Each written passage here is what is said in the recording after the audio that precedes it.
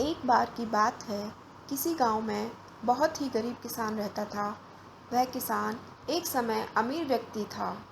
जब वह अमीर था तब भी और आज गरीब होने के बाद भी वह दूसरों की मदद किया करता था। वह जितना हो सकता था दूसरे की मदद करता था।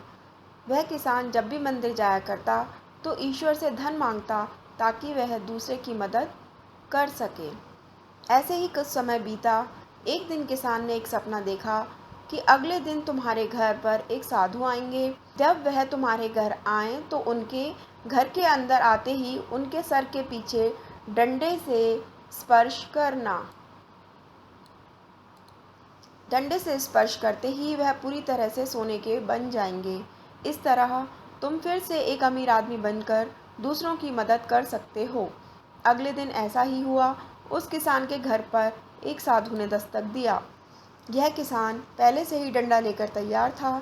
जैसे ही वह साधु घर के अंदर आया, किसान ने डंडे से उसके सर के पीछे स्पर्श किया और वह पूरी तरह सोने के बन गए। यह सब कुछ एक नाई देख रहा था। यह नाई किसान के घर किसान के बाल काटने आया था।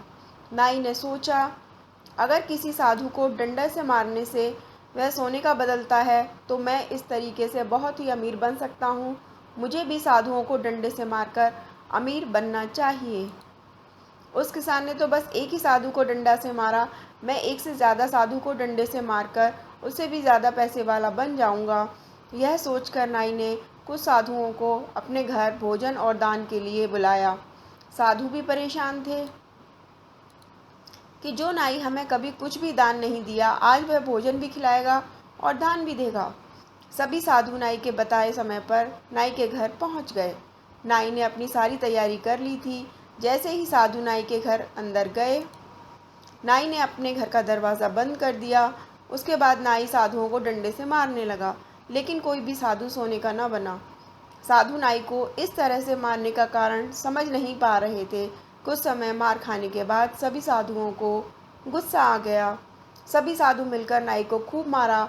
नाई को मारने के बाद वह नाई के घर से बाहर आ गए। इस कहानी से हमें यही शिक्षा मिलती है, हमें कभी भी किसी की नकल नहीं करनी चाहिए। अगर आपको हमारी ये कहानी पसंद आई तो प्लीज़ हमारे चैनल को लाइक और सब्सक्राइब करना ना भूलें। Thanks for watching.